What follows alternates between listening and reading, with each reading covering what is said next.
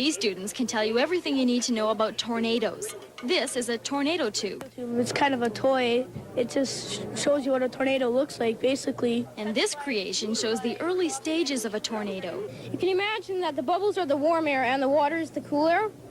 Now, the warm air rises and the cool air falls down, and behind it, that starts the rotation that's represented by the water wheel there. This horizontal rotation is then pushed into a vertical rotation by a warm air updraft.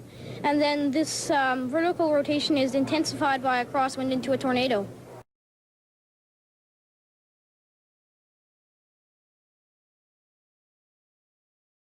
Good evening, everybody.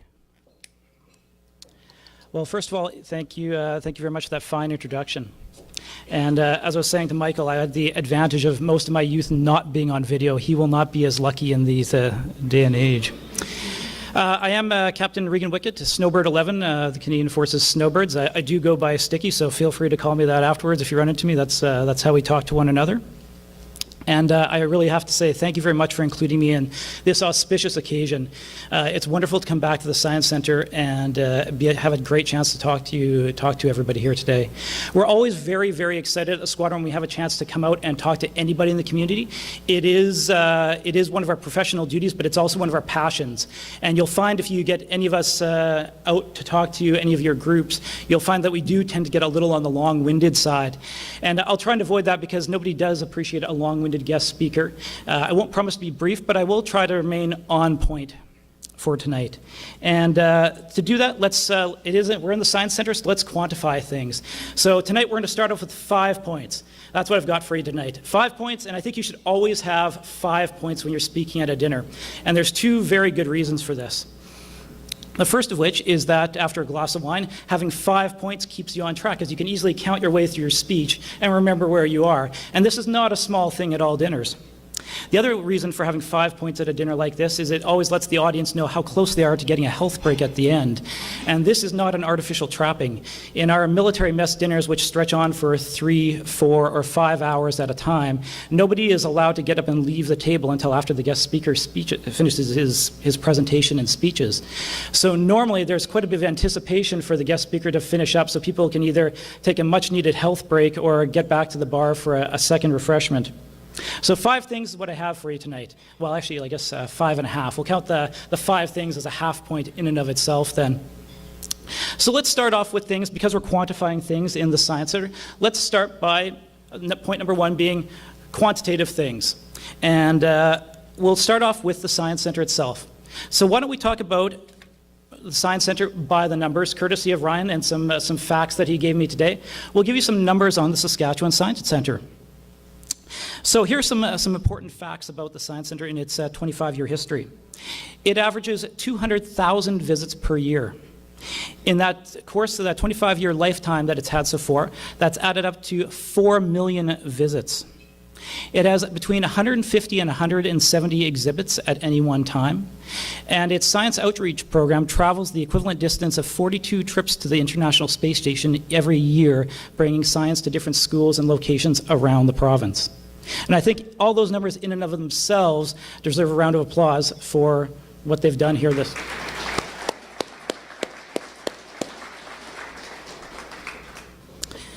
All those numbers are incredibly inspiring, and they are worthy of a round of applause in and of themselves.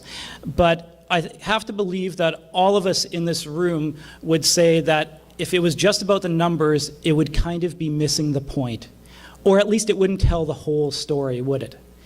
This isn't a famous fast food restaurant chain with 99 billion served over the archway as you walk into the powerhouse here. And although to their credit, I think they've also removed that slogan. I don't think they use that marketing tool anymore. But the Saskatchewan Science Centre doesn't dole out science by the numbers. And I don't think that's what it's about here. So there's got to be, despite the fact that science loves numbers and quantifying things, I think there is something more here that goes beyond the quantitative analysis. So let's move that from point number 1, quantitative things, into point number 2. Let's talk about intangibles. Intangible things.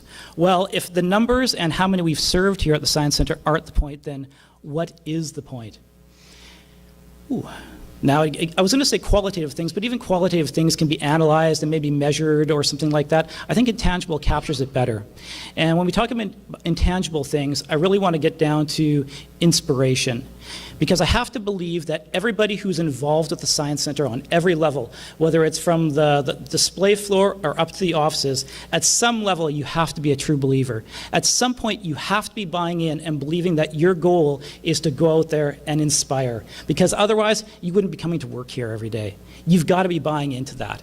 And I think that's really that intangible that we're talking about here.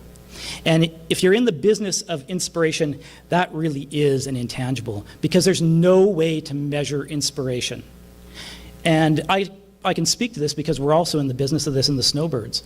But there is no way to go out and measure who you were able to inspire, who you were able to influence, how you changed their lives. They might not even know. You might not know because you'll have moved on in your career, you might have moved on in your life, and they won't have a chance to come back and tell you. You might not know that they've influenced your life until they come back to speak at a fundraiser dinner 25 years later. It's one of those things where it is an intangible, and it comes back in strange ways, in ways that people might not even know. And it's kind of funny, that video there that I hadn't actually watched because it didn't work when you emailed it to me, for whatever reason. But the guy who was actually with me at the science fair ended up being my best man at my wedding, so that was kind of funny. So strange things happen as life goes on. So intangibles like inspiration are a big deal. And what the Science Centre does with those intangibles is they go out and they create an environment or put on a performance that is going to make the right conditions for a spark to be ignited, for a seed to be planted. And you're not going to see that for 15, 20 years to see what comes out of that. But that's the magic of it. That's the magic of playing the long game of inspiration and all those intangibles.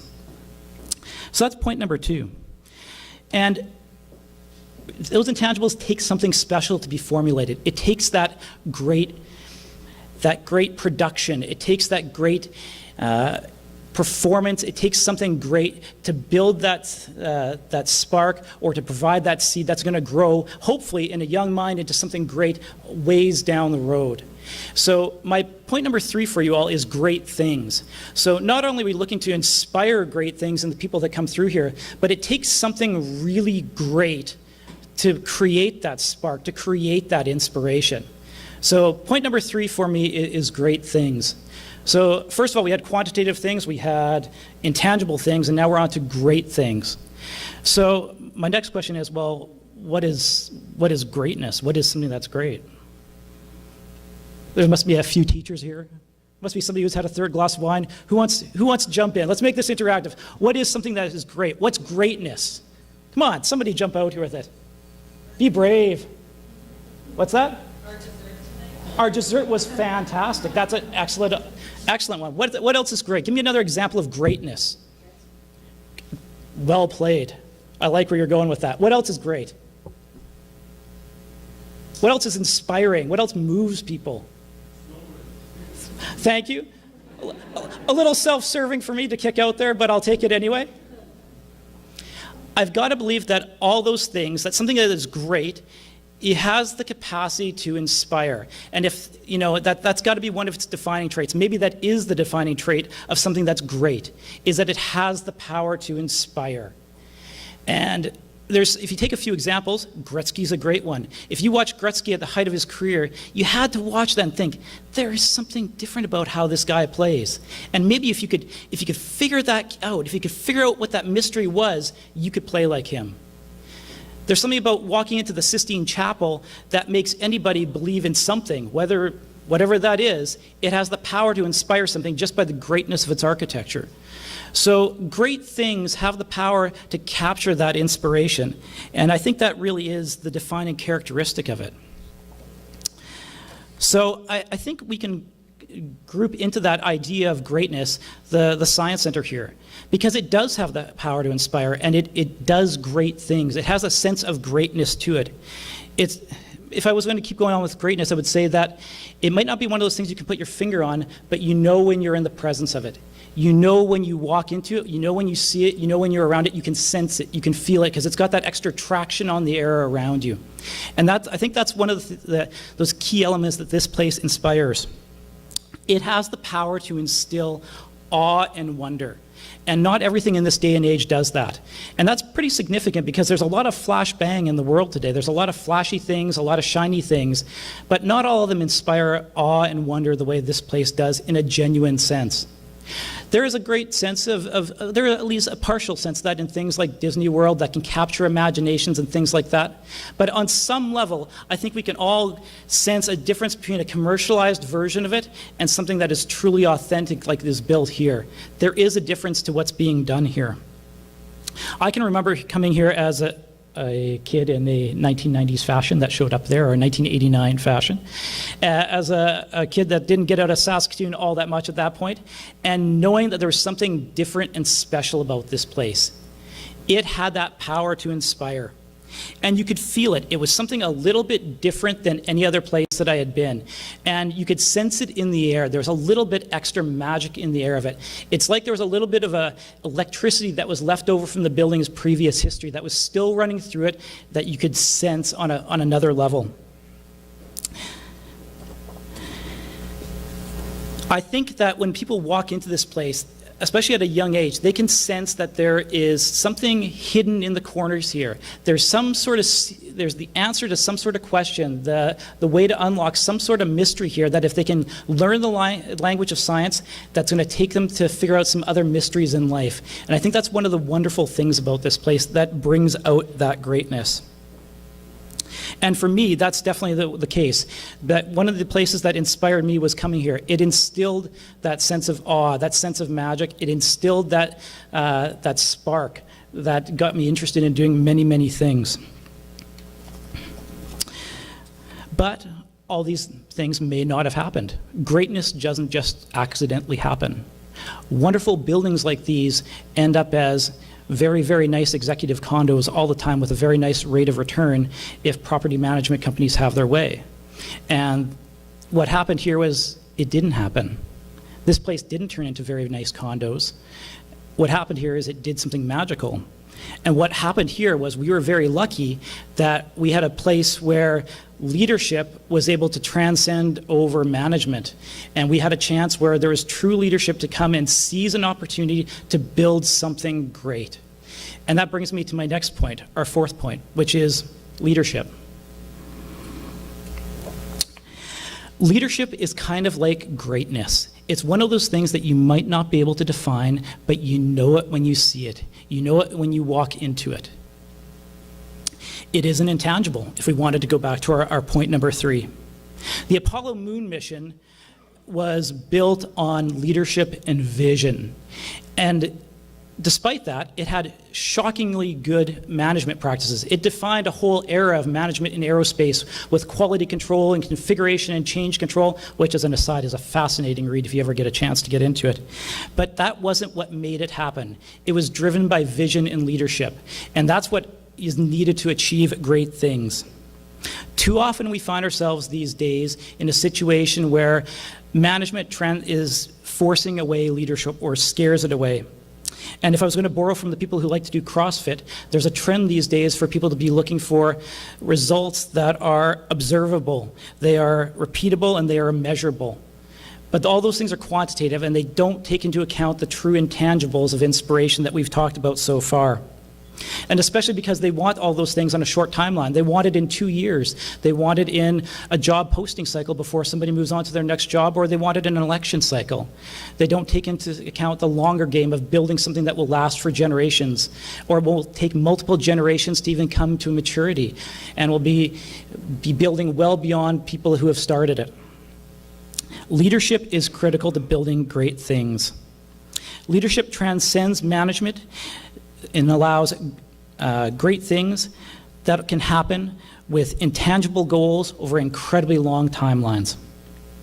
As a Snowbird, we often talk about our original leader, Colonel O.B. Philp, who had a passion and a vision to build something great that would go out and inspire Canadians. And we often go back to his work as one of our touchstones in our job. So we're very passionate about leadership when it comes to these things.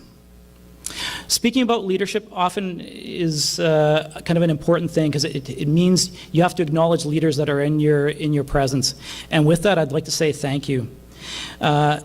thank you for all of you for coming out here tonight, because by coming here, you are taking a leadership role in science education, and the Science Centre. And I realize many of you are here by corporate tables. And I'd like you please to go back to your organizations and thank them for coming out here, because there's lots of ways to spend corporate money in advertising and other activities. But putting it into things like the Science Centre is a means of taking leadership and taking ownership of the community.